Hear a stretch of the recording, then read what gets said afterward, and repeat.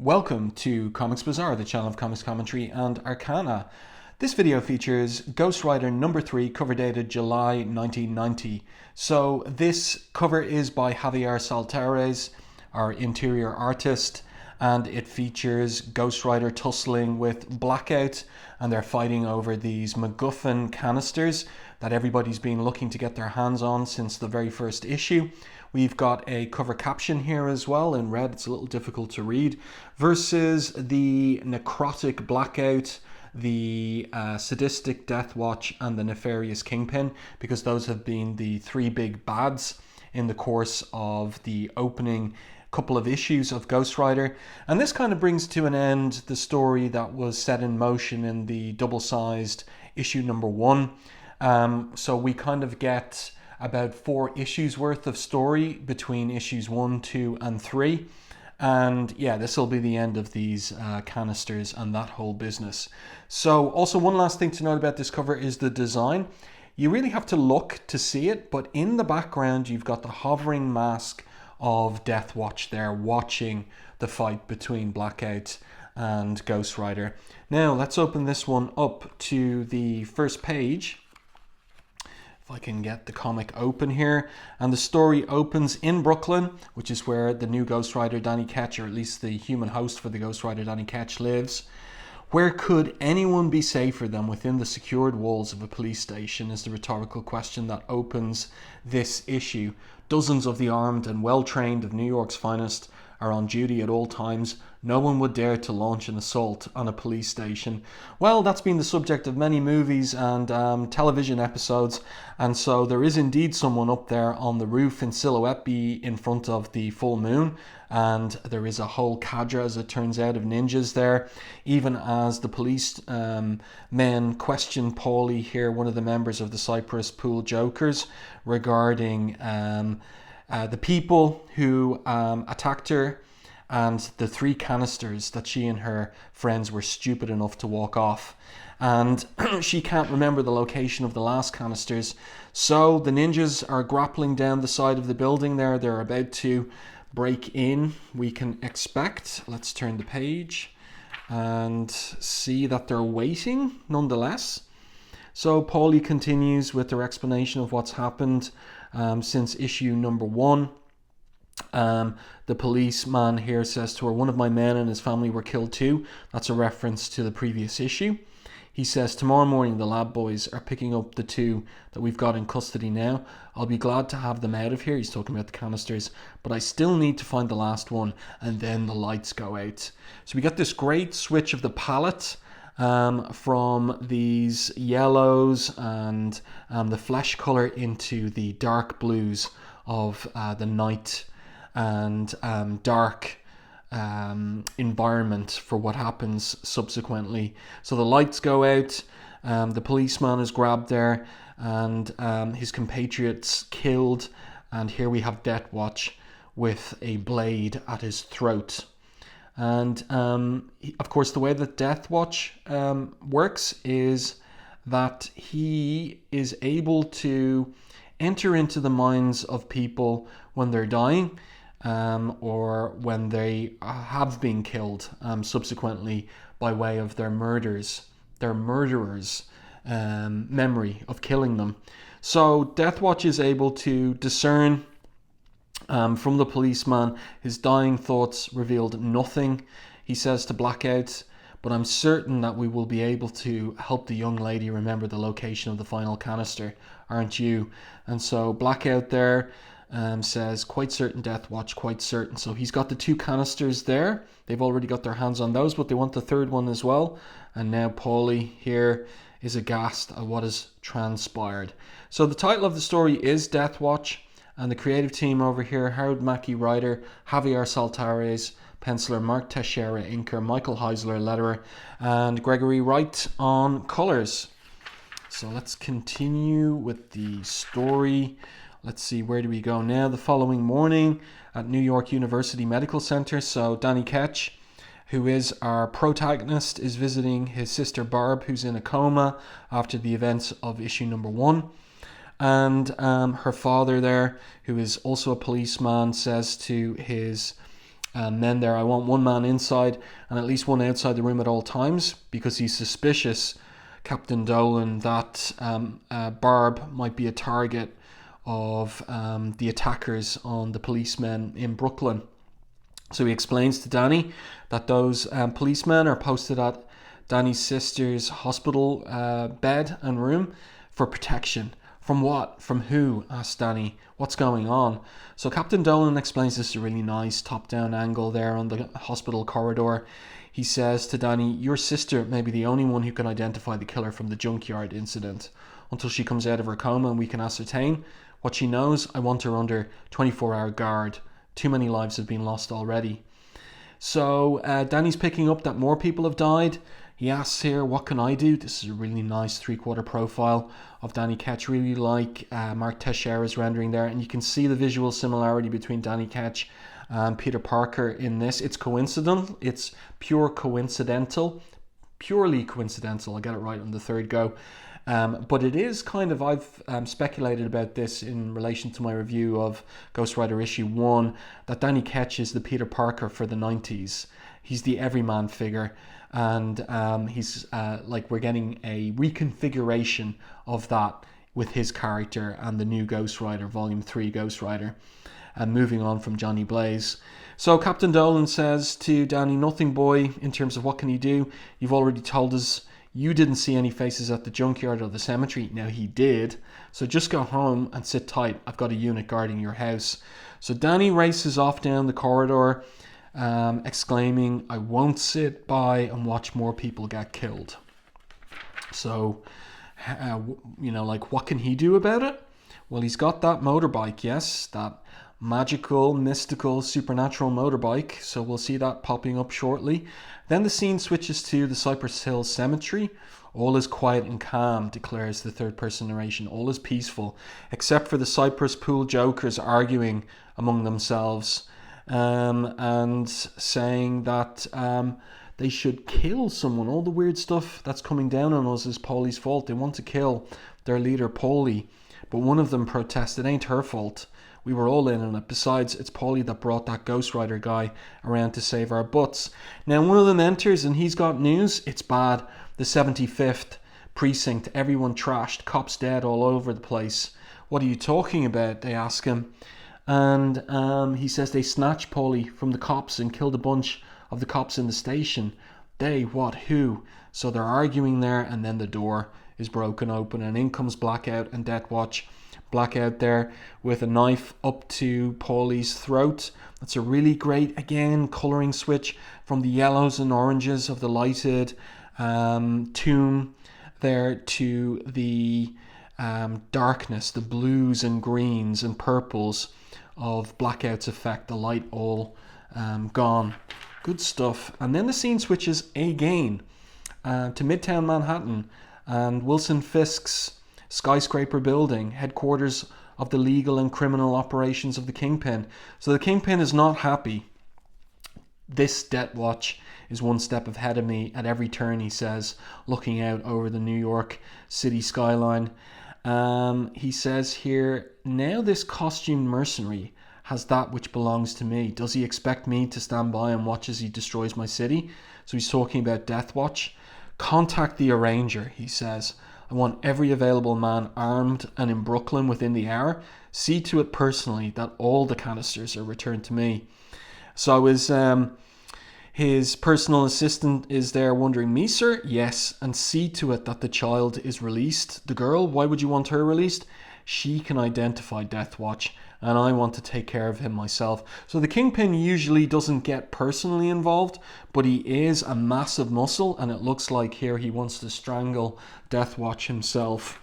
So let's get back to the continuing story. We're back at the cemetery. Danny Ketch has arrived. He's watching from the shrubbery there what's going on with Deathwatch and Blackout, and he's thinking to himself, I knew I'd find them here, but now what do I do? So what's going on here is that Paulie's still insisting that she doesn't remember where she put the final canister. And Deathwatch menacingly says, too bad, perhaps we can jog your memory.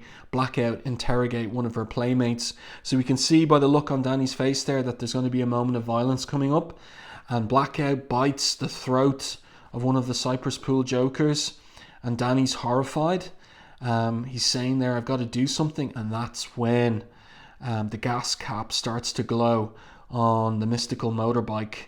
So he's happy to see that. And he's been very ambivalent. No, actually, he's been hostile in relation to the motorbike. He's seen it as a cursed object, and he has tried to lose it and have nothing to do with it, but now he wants it. So this is an overarching plot line of Mackie's treatment of the new Danny Ketch / Ghost Rider. That over time he will come to an arrangement with the Ghost Rider, and they'll begin working together as one. So Blackout, or Deathwatch here, threatening Paulie, saying to her, the mutated biotoxin. He's talking about the canisters and what they are. So we're learning. We haven't known what was in them from the first issue or the second issue. So there's a biotoxin that results from the combination of all three canisters. So you need all three in order to have that effect. And this is what he's planning to do, to release all three canisters, and then half of the population of the tri-state area will die immediately. The lucky ones. The rest will die a slow and torturous death, driven mad by the toxin eating away at their brains and their bodies. So this guy is a real nihilist, and he says the organization employing me for this job informs me that the toxin will spread through the country like a plague, and for one with my sensitivity to death, that will be ecstasy. So that's what is really driving and motivating him. He's going to get off on the death of everyone in the tri-state area and then the rest of the USA. But someone wants to say otherwise. Not today, sir. Now that's not the way that Ghost Rider speaks. So who dares? Let's turn the page and we'll see that it's the Kingpin's personal assistant. And I really like this panel and the colouring on these two pages. Gregory Wright really is a pivotal part of the creative team on Ghost Rider, as well as Punisher War Journal in this era. He's colouring Jim Lee's work on Punisher War Journal, just as he's colouring Javier Saltares' here on the new Ghost Rider title.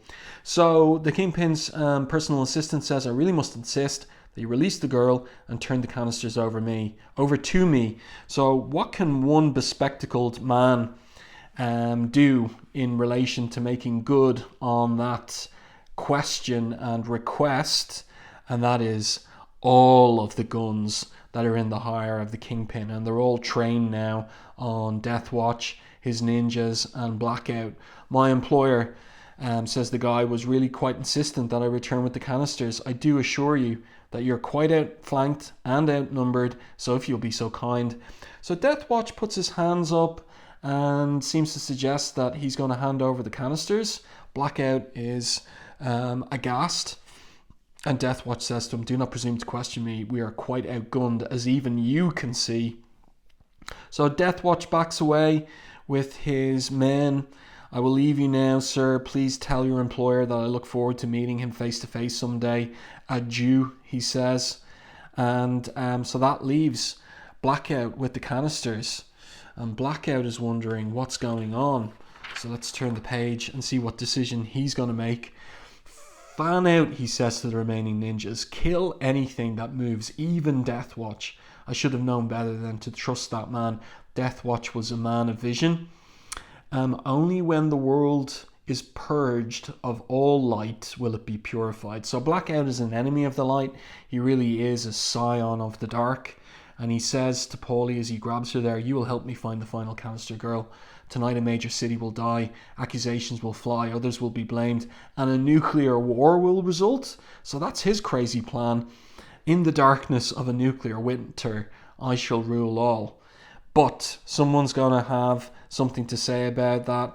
We see this fist slamming one of the ninjas, Blackout moving away, dragging Paulie with him. And she finally does remember which tomb contains the final canister. It's this one. It is the Matz's mausoleum. So they're about to enter in when one of Blackout's ninjas is checking out the area and his hand is grabbed.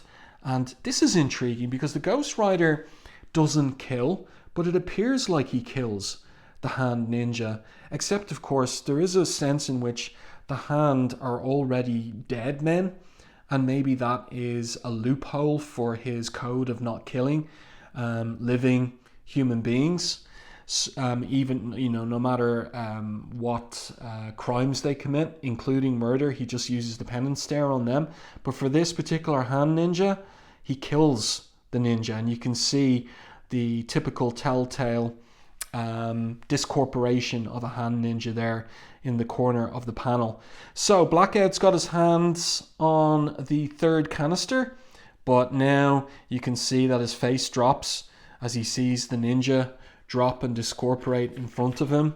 And here we go. Finally, it's been a long time coming in this particular issue. We get to see the Ghost Rider. We're almost at the end of the comic. And that's kind of intriguing choice on the part of Howard Mackie. Most readers are here to see the Ghost Rider in action, and he's only popping up now on the final few pages of this particular issue. This is a really nice panel though. I like it. I like the composition of it as the Ghost Rider races towards Blackout, and Blackout gets ready to open the canisters. Ghost Rider says to him, Ghost Rider is very laconic in his style of speech, "You will die." And Blackout just responds, "No, we shall all go together." So now these two tussle again. They fought for the first time in issue number 2, and they're going to fight again now. Paulie, in the meantime, backs into the mausoleum. It looks like this Ghost Rider is making a habit of saving me, but I've got to get out of here before. And then she's grabbed by someone with those red eyes. So the fight now, we get a couple of pages of fighting between Ghost Rider and Blackout. So there's really good fight choreography here. But Blackout is no match, and that was established in the previous issue for Ghost Rider, who is has superhuman strength. But I really like this little sequence here of Blackout opening the lid of the canister and the gas just fizzing out there. That's really nicely done. Like, just thinking about how would you illustrate that, and that's very well done by Saltares. But Ghost Rider tackles Blackout to the ground, and now he turns the penance stare on him. The trail of deaths caused by these canisters will end now with you. Blackout resists. "Again, you threaten me with your pitiful penance stare. You wish to bring me to the light. Allow me to bring you to the darkness permanently." And this is a great moment where he bites Ghost Rider in the shoulder, and it backfires on him incredibly badly. What a great anchor image here. Love the spotting of blacks with the hellfire emerging from beneath the ground. Blackout's mechanical fangs pierce Ghost Rider's garment, making his contact with mystic hellfire. The result is agony. And it's more than that too, because Blackout is going to have a permanent wound from this mistake he's made, and that is half his face is burnt off. So Ghost Rider comes over, tells him it's over, and Blackout is just talking about his face, my mouth, the toxins, you, what have you done, what have you done? And then he runs off, vowing and swearing that he'll have his vengeance, and it seems like he just disappears across the graveyard. Not yet, but tonight, but not tonight, but soon. And why doesn't Ghost Rider go after him? That's what I don't understand. But in any case, Ghost Rider decides to take a break. Vengeance, he asks himself. Only the innocent will be avenged by me. And there is the bike in the foreground. So we didn't even get to see him on the bike in this particular issue. I think that's something that we ought to have seen, since it's part of the coolness of the character in this period. And then we have dawn the next day. The Kingpin looking out over the city and indulging himself in a soliloquy. "My beautiful city," he begins. "It appears that today I've saved you from terrorists." Daredevil and the Punisher would be amused by that thought if they could ever believe it. This Deathwatch is not one to be taken lightly, and the one who apparently aided me in tonight's venture, the Ghost Rider, tonight he was an unwitting ally, but what will the future bring? My instincts tell me that he may become yet another thorn in my side, like Daredevil and the Punisher. I'll watch and wait. So again, kind of Mackie setting up Ghost Rider now as a character who will ultimately come into conflict with the Kingpin, since the Kingpin is the criminal overlord of crime in the tri-state area. So let's get to our final page. Later that day, Danny's back at his sister's bedside in the hospital, and he is thinking about the Ghost Rider and his relationship to the Ghost Rider. And really the big question he has is it right for me to deprive the innocent of a protector? Is it? Because he wanted to be rid of the motorbike. He wanted to be rid of it. He didn't want anything to do with the Ghost Rider and his violence. But now he's coming around to a different way of thinking. And thus ends the opening narrative story arc of the new Ghost Rider title, Ghost Rider Volume 3, the new avatar for the Ghost Rider. Many mysteries here. Is this Zarathos, the demon spirit that possessed Johnny Blaze? Or is this a new spirit of vengeance? Next issue. Dan attempts to separate himself from his possessed motorcycle and discovers that you can run, but you can't hide with a Y. So that's Mr. Hyde, the Marvel Universe Mr. Hyde, turning up in issue number 4. Advertisement there for the New Warriors, written by Fabian Nicieza, penciled by Mark Bagley.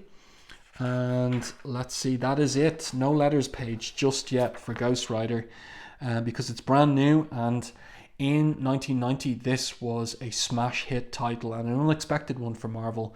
Let me know your thoughts on this issue in the comments section. If you enjoyed my review and commentary, please like and share the video. It really helps the channel. And if you haven't done so already, subscribe to the channel and stay tuned for more content like this.